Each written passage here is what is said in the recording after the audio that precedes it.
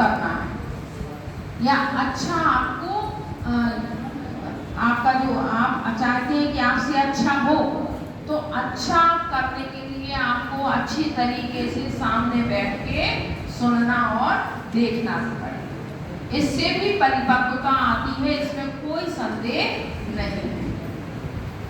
जो भी इनके अंदर गट सांस दिखाई दिए, वो कहीं ना कहीं इन्होंने उन सारी चीजों पर ध्यान दिया है सामने बैठकर।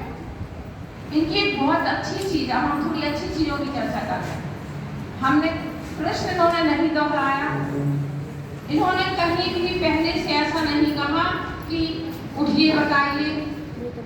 जब इन्होंने काठिन्य निवारण किया तो वो तो अद्भुत था।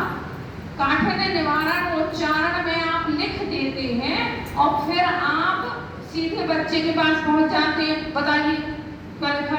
अब लिखा आपने है, अब आपकी राइटिंग बच्चे को समझ में आ रही कि नहीं आ रही। अब आपने तो पूछ दिया कि बताइए क्या लिखा है। अगर आप एक बार पहले पढ़ दें तो आपको पूछने का अधिकार मिल जाता है। इन्होंने ये मिस्टेक बिल्कुल नहीं की जो हमने बहुत अच्छे से नोटिस की।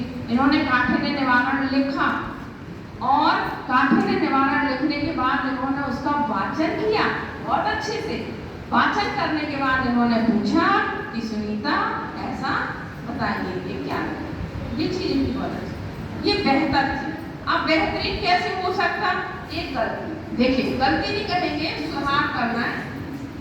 जब शिक्षक बोर्ड में लिखता है तो सेह के रूप में, अब शेर का क्या होता है व्यक्तित्व कि शेर आगे बढ़ता है और गर्दन पीछे करता है।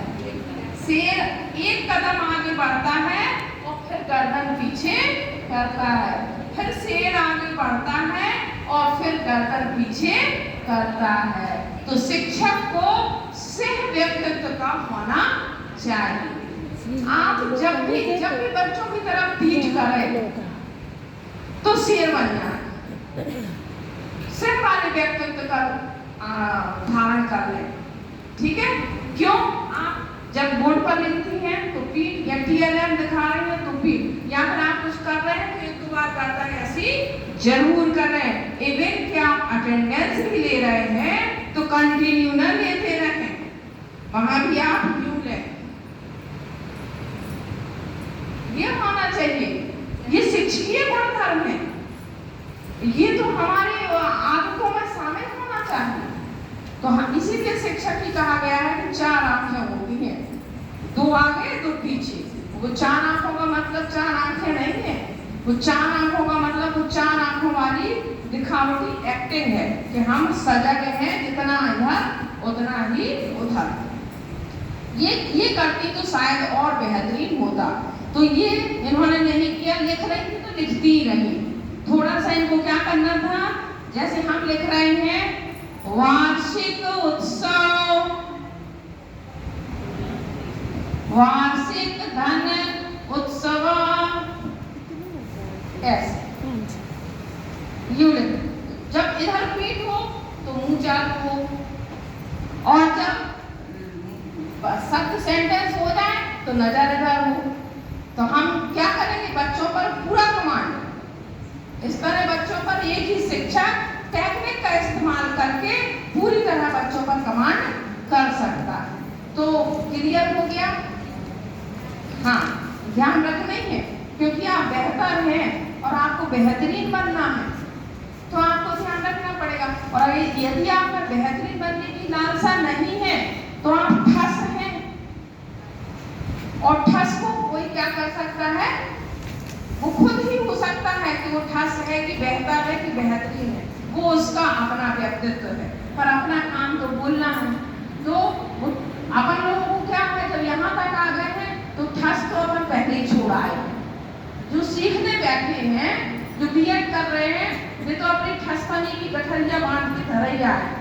वो तो हम समझ जाते हैं कि आप तो अपनी गांठें खोलने आए हैं, फिर आप आलस करते हैं, फिर हम जबरदस्ती खुलवाते हैं, क्योंकि हमें पता है कि आप इसीलिए आए हैं। सही है कि नहीं? तो जब आप आ ही गए हैं तो आप सारी जिम्मेदारियां हमारी हैं।